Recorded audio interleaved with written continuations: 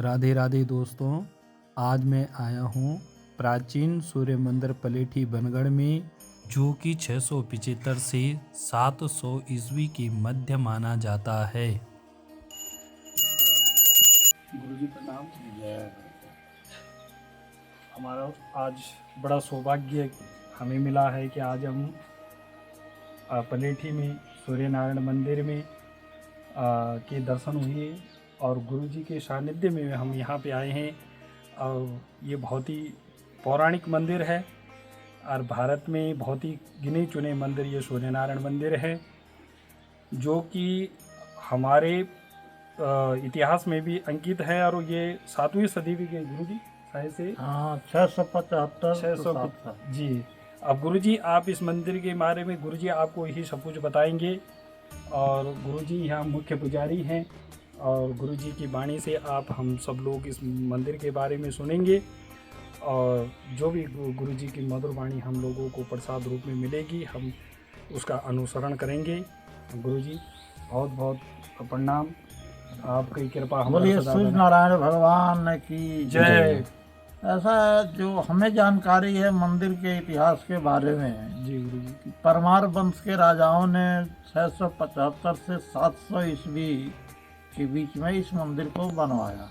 जी इसमें कल्याण देव वर्मन, उदय वर्मन का नाम आता है। इसमें कोई पिता है, कोई पुत्र है। जी गुरुजी। अब क्रमबद्धता पर का ज्ञान भान हमें नहीं है। तो मंदिर की सबसे बड़ी सूर्य नारायण आरोग्य के देवता है, आरोग्य प्रदान करते हैं। और जो सूर्य, जब तक सूर्य उत्तरायण रहता है, सूर्य की पहली किरण मंदिर के विग्रह पे जाता है। जबकि पुराने जमाने में विज्ञान इतना तरक्की नहीं था, जैसे कि राम मंदिर अयोध्या में बनाया गया है कि सूर्य की किरण विग्रह पे जाए, तो तकनीक से नाप जोख हुआ है। उस जब समय में इतनी तकनीक नहीं थी, फिर भी सूर्य उत्तरायण होने के बाद से 6 महीने तो सूर्य की पहली किरण मंदिर के विग्रह पे जाता ही जाता है। और भारत में जो मंदिर हैं सूर्य नारायण के, जैसे कोणार्क सूर्य मंदिर, पलेठी सूर्य मंदिर, अल्मोड़ा में सूर्य नारायण का मंदिर, अल्मोड़ा वाला तो नया लोग बताते हैं। पुरातन मंदिरों में ये 2 मंदिर ही हैं भारत के, कोणार्क सूर्य मंदिर और सूर्य नारायण मंदिर पलेठी बनगढ़। हाँ, इसका गूगल पे भी है गुरुजी, हमने पढ़ा है। तमाम दूर दूर से भी लोग, बहुत कम लोग आते हैं, इसलिए कि सरकार इसकी पब्लिसिटी नहीं कर रही है। अब सरकार का ध्यान मंदिर पर आया है, 3 करोड़ रुपए सैंक्शन हुए हैं जी गुरुजी, जिसमें गेट भी बनेगा हिंडोला खाल में, यहाँ पर ही बनेगा। और मंदिर का साफ सफाई से लेके, जो भूस्खलन में 2 मंदिर पार्वती माता का और कार्तिकेय भगवान का जो डैमेज हुआ है, उसे भी पुनः स्थापित करने का प्रयास पुरातत्व विभाग करेगा। तो ऐसे भी हमें यहाँ रहते हुए लगभग 2 साल हो गए।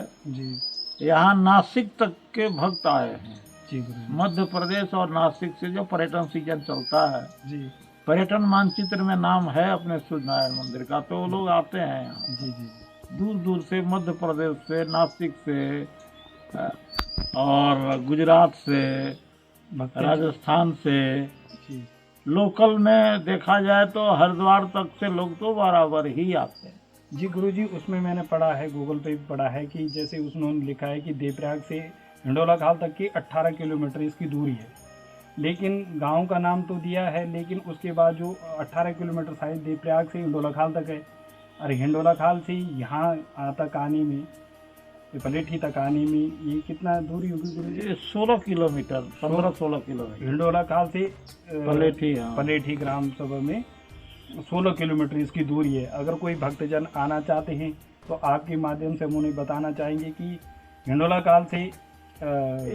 खाल से निकलने के साथ ही बाएं हाथ एक रोड मुड़ता है, वहाँ एक गेट बना हुआ है जिस पर लिखा हुआ है महादेव बागी। जी गुरुजी।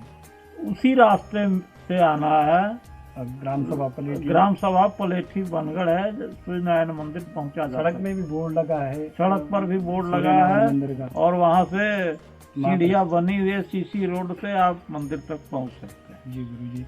तो गुरुजी थोड़ा ये मंदिरों के बारे में आप बताओगे, किस किस मंदिर हैं जो खंडित हो चुके हैं, आप थोड़ा इनको बता देना। ये एक थोड़ा सा ये गुरुजी ये क्या ये लिखा है, ये उस जमाने में, ये उत्तरी ब्राह्मणी लिपि है, हाँ जी ये दिखा देता है। जिसके विद्वान पढ़ने लायक नहीं है, पुरातत्व विभाग ने स्टडी किया। जी गुरुजी।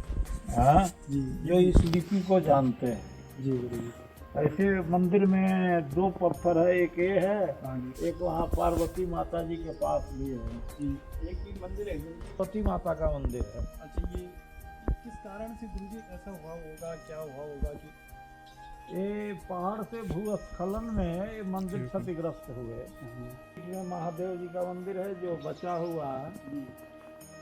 और ये एक वाला है जो भी कार्तिकी वाला है, ये वाला देखो, इसे भी कैप्चर कर लिया जाए कैमरे में। ये कार्तिकी है।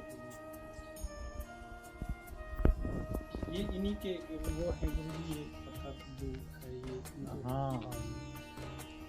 इसी के ये जो पत्थर पड़े हैं जो पुरातत्व विभाग ने हटा करके वहाँ रखा है। इनकी भी गुरुजी कुछ लिखी हुई है, ये जो है लिपि ही है जी। वो पत्थर लिपि है। वो वहाँ एक पत्थर है। कौन सा है जी? काल ये सारी- सबको खा जाता है, काल काल- इसे भी खाया है। जी गुरुजी। तो यहाँ पे गुरुजी मंदिर समिति होगी, उस देख रेख या इसके लिए कोई सैन सफाई के लिए आपके साथ कोई कर्मचारी या कोई लोग? हमारे साथ भक्तजन? कोई कर्मचारी नहीं है। हाँ जी। यहाँ सर्वाधिकार सुरक्षित, एक स्वीपर से लेके और मैनेजिंग डायरेक्टर तक सारे पद हमारे पास सुरक्षित हैं। धन्य है गुरुजी, आप जो भगवान की सेवा में लगे हो, ऐसे महापुरुषों बाकी की- गांव के लोग धन्य। भी आते हैं, साफ सफाई करते हैं। जी गुरुजी। गांव के लोग भी सफाई करते हैं। तो गुरुजी यहाँ पे पर्यटक लोग आते हैं, तो उससे आप लोगों का भगवान के प्रति जैसे ये धूप है, दीप है या आदि वो सामग्री क्या उस चीज़ से हो जाती है कि हाँ, हो जाता है। भगवान हो जाता है। इन्हीं चीज़ों को पूर्ण करता है, या किसी तरह से आर्थिक मदद या कुछ? ना, ऐसी कोई आर्थिक मदद नहीं है। जी पुरातत्व विभाग भी कुछ मानदेय नहीं देता है यहाँ। जी नहीं देता। एक तो जी यहाँ पे जो पूजा का समय है, सुबह की आरती और शाम की आरती कितने बजे से कितने बजे के बीच होती है? देखिए, सुबह की आरती 7 बजे के बाद ही होती है, 7 से 8 के बीच में। जी गुरुजी।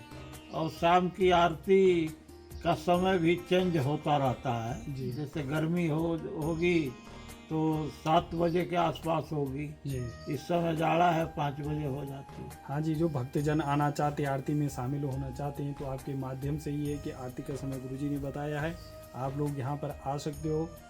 तो गुरुजी बहुत बहुत धन्यवाद आपका कि आप हमारी इस गांव भगवान सूर्य नारायण मंदिर में आप सेवा में लगे हो।